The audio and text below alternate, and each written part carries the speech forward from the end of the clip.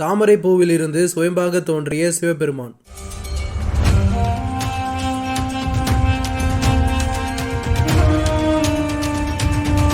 சூரிய பகவான் வழிபட்ட 1500 ஆண்டுகள் பழமையான சிவன் கோயில்.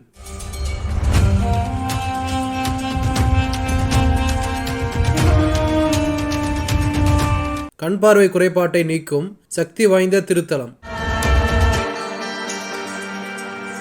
வணக்கம் வீவர்ஸ், இன்னைக்கு நம்ம வீடியோவில் திருவள்ளுவர் மாவட்டம் ஞாயிறு என்ற கிராமத்தில் அமைந்துள்ள புஷ்பரதேஸ்வரர் திருக்கோயிலை பற்றி தான் பார்க்க போகிறோம். ஞாயிறு திருத்தலமானது சென்னையில் இருந்து சுமார் 30 கிலோமீட்டர் தொலைவில் உள்ளது. செங்குன்றத்தில் இருந்து 10 கிலோமீட்டர் தொலைவில் அமைந்து உள்ளது. கோயம்பேட்டிலிருந்து இந்த கோயிலுக்கு நேரடி பேருந்து வசதிகள் உள்ளன. கோயில் வாசலையே பேருந்து நிற்கிறத பார்க்க முடிந்தது. கோயிலோட அட்ரஸ் மற்றும் கூகுள் மேப் லிங்கை டிஸ்கிரிப்ஷனில் கொடுத்துருக்கேன். தேவைப்படுறவங்க பார்த்து தெரிஞ்சுக்கோங்க. இப்பொழுது இந்த கோயிலோட வரலாறு மற்றும் சிறப்புகளை ஒவ்வொன்றாக பார்க்கலாம். அதுக்கு முன்னாடி இது போல அறியாத ஆலயங்களை பற்றி வீடியோஸ் பார்க்க என்னோட ரிமார்க்கபிள் ரமேஷ் சேனலை மறக்காமல் சப்ஸ்கிரைப் பண்ணிக்கோங்க. அப்போ தான் நான் போடுற வீடியோஸ் உங்களுக்கு ரெகுலராக வரும். இப்பொழுது இந்த கோயிலோட வரலாறு பார்க்கலாம். சுமார் 1500 ஆண்டுகள் மேல் பழமையான கோயிலாக ஞாயிறு புஷ்பரதேஸ்வரர் கோயில் உள்ளது. இக்கோயிலில் இறைவனான சிவபெருமான் மூலவர் புஷ்பரதேஸ்வரர் என்ற பெயரிலும் உற்சவர் சோமஸ்கந்தர் என்ற பெயரிலும் அழைக்கப்படுகின்றார். அம்மனின் பெயர்கள் ஸ்வர்ணாம்பிகை, பாலசுகாம்பிகை ஆகிய பெயர்களால் அழைக்கப்படுகின்றார். கோயில் தல விருட்சமாக நாகலிங்க மரம் இருக்கிறது. கோயில் தீர்த்தங்கள் சூரிய புஷ்கரணி, சிம்ம தீர்த்தம் என்று பெயர்களால் அழைக்கப்படுகிறது.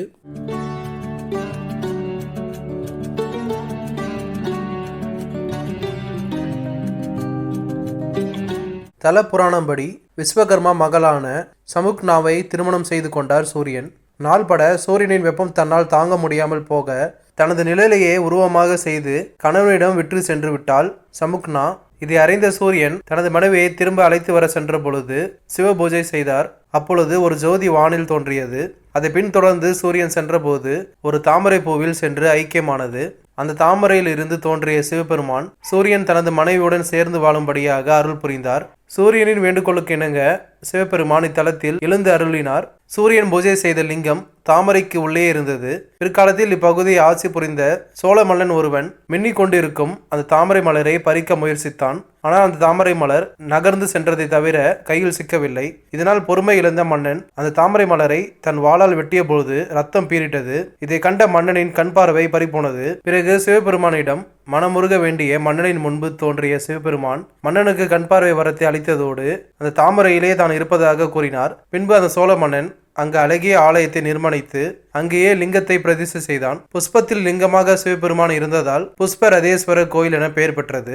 இதுதான் இந்த கோயிலோட முழுமையான வரலாறு. இப்பொழுது இந்த கோயிலோட சிறப்புகளை ஒவ்வொன்றாக பார்க்கலாம். இக்கோயிலை மூலஸ்தானத்திற்கு முன்பாக சூரியன் புஷ்பரதேஸ்வரர் சன்னதியை பார்த்தவாறு இருக்கிறார். இவர் இங்கு சிவபெருமானை எப்பொழுதும் வழிபட்டு கொண்டிருப்பதாக ஐதீகம். சித்திரை மாத பிறப்பின் போது முதல் 7 நாட்கள் புஷ்பரதேஸ்வரர், ஸ்வர்ணாம்பிகை ஆகியோர் மீது சூரிய ஒளி படுகிறது. இக்காலத்தில் சூரியன் இவர்கள் இருவருக்கும் பூஜைகள் செய்வதாக ஐதீகம். எனவே அந்த தினத்தில் சிவனுக்கு உச்சிக்கால பூஜைகள் செய்வதில்லை. சைவ சமய நால்வரில் ஒருவரான சுந்தரரின் மனைவியான சங்கிலி நாச்சியார் இவ்வூரில் பிறந்தவர் ஆவார். இவருக்கும் இங்கு தனி சன்னதி அமைந்துள்ளது. தைப்பொங்கல் தினத்தில் சூரியனுக்கும் சிவபெருமானுக்கும் சிறப்பு பூஜைகள் செய்யப்படுகின்றன. சூரியன் நவகிரகங்களுக்கு தலைமை கிரகம் என்பதால் இங்கு நவகிரக சன்னதி கிடையாது. பொதுவாக விநாயகர் தலையில் கிரீடத்துடன் இருப்பார். ஆனால் இத்தலத்தில் கிரீடம் இல்லாமல் விநாயகரை தரிசிக்கலாம். தனது தந்தையான சிவபெருமானுக்கு மரியாதை செலுத்தும் விதமாக விநாயகர் இக்கோலத்தில் காட்சி அளிப்பதாக கூறப்படுகிறது. இவரை பல்லவ விநாயகர் என்றும் அழைக்கப்படுகின்றார். இவரை வணங்குவதால் பொருள் ஆசை, பதவி ஆசை முதலியவை நீங்குவதாக ஐதீகம். கண்வ மகரிஷி இங்கு சிவபெருமானை வழிபட்டு இருக்கிறார். இருவருக்கும் இங்கு சன்னதிகள் அமைந்துள்ளன. கண் தொடர்பான நோய்கள் தீர இங்கு வந்து வழிபட அவை தீரும் என்பது பக்தர்களின் வாக்கு. மேலும் திருமணமாகி பிரிந்து வாழும் தம்பதிகள் இக்கோயிலுக்கு வரும் சிவனுக்கு தீபம் ஏற்றி வழிபட்டால் பிரிந்த தம்பதிகள் சீக்கிரம் வாழ்வில் ஒன்று இணைவார்கள் என்றும் பல் சம்பந்தமான பிரச்சனைகள் தீரவும் இங்கு வழிபட்டால் நல்ல பலன் கிடைக்கும் என்று கூறுகின்றனர். சோழ மன்னர் கட்டிய இந்த கோயிலை பல்லவ மன்னர்கள், சேர அரசர்கள், விஜயநகர் மன்னர்கள் திருப்பணி செய்து வழிபட்டு உள்ளனர். இத்தலத்தில் 14 செப்பு திருமணிகள் உள்ளன. அவை அனைத்தும் சோழர் கால படைப்புகள் ஆகும். ஆலயத்தில் தனி அறையில் இந்த செப்பு சிலைகள் பாதுகாக்கப்பட்டு வருகின்றன. சென்னையில் உள்ள நவகிரக தலங்களில் இந்த தலம் சூரிய தலம் என்ற சிறப்பை பெற்றுள்ளது. இங்குள்ள சூரிய பகவானுக்கு கோதுமை பொங்கல் அல்லது கோதுமை பாயாசம் படைத்து வழிபட்டால் கணவன் மனைவிக்கு இடையே ஏற்படும் ஊடல்கள் தீரும். பிரிந்து போன தம்பதிகள் மீண்டும் ஒன்று சேரும் ஆற்றலும் இத்தலத்திற்கு உண்டு. வேண்டுதல் நிறைவேறிய பிறகு இத்தலத்திற்கு வந்து சூரிய பகவானுக்கு சிவப்பு வஸ்திரம் சாத்தி வழிபாடு செய்கின்றனர். இத்தலத்தில் தலமரமாக உள்ள நாகலிங்க மரம் உள்ளது. தல புஷ்பமாக சின்னமாக செந்தாமரை மலர் போற்றப்படுகிறது. ஞாயிறு கிராமத்தை சுற்றியுள்ள பகுதிகள் ஒரு காலத்தில் செல்வ வளம் பெற்று திகழ்ந்தன. இதனால் அந்த பகுதி ஞாயிறு நாடு என்று பெயர் பெற்றிருந்தது. மூர்த்தி, தலம், தீர்த்தம் ஆகிய 3 சிறப்புகளும் ஒருங்கிணைந்த தலமாக ஞாயிறு தலம் உள்ளது. கருவறையில் மூலவர் புஷ்பரதேஸ்வரர் பஞ்சாசனத்தில் அமர்ந்துள்ளார். இவர் சுயம்பாக தோன்றியவர். இத்தலம் கண்ணோய், சூரிய தோஷம், பித்ரு சாபம் ஆகிய 3ஐயும் தீர்ப்பதில் புகழ் பெற்றது. சங்கிலி நாச்சியாருக்கு இத்தலத்தில் தனி சன்னதி உள்ளது. அமாவாசை தினத்தன்று இந்த சன்னதியில் சிறப்பு பூஜைகள் நடத்தப்படுகின்றன.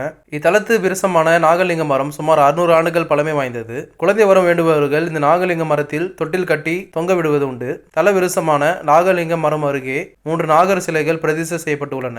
ஆவணி மாதம் சூரிய பகவானுக்கு இத்தலத்தில் 108 சங்காபிஷம் நடத்தப்படுகிறது. கோவில் கருவறை விமானம் அஷ்டாங்க விமானம் என்ற முறைப்படி கட்டப்பட்டுள்ளது. மிக மிக பழமையான ஆலயங்களில் மட்டுமே இத்தகைய வடிவமைப்பை பார்க்க முடியும். தினமும் இந்த தலத்தில் 2 கால பூஜைகள் நடத்தப்படுகிறது. கோவில் திறந்திருக்கும் நேரம் காலை 7:30 மணி முதல் மதியம் 11:30 மணி வரையும், மாலை 4:30 மணி முதல் இரவு 7:30 மணி வரையும் திறந்திருக்கும். ஞாயிற்றுக்கிழமைகளில் தரிசனத்திற்கு கூடுதல் நேரம் ஒதுக்கப்படுகிறது. இந்த அற்புதமான கோயிலை நீங்களும் வாய்ப்பு கிடைக்கும் போது மிஸ் பண்ணாம பாருங்க. மீண்டும் இது போல அற்புதமான ஆலயத்தில் சந்திக்கலாம். தொடர்ந்து இது போல ஆலயங்களை பத்தி வீடியோஸ் பார்க்க என்னோட ரிமாக்கல் ரமேஷ் சேனலை மறக்காம சப்ஸ்கிரைப் பண்ணிக்கோங்க. ஓம் நம சிவாய. நன்றி.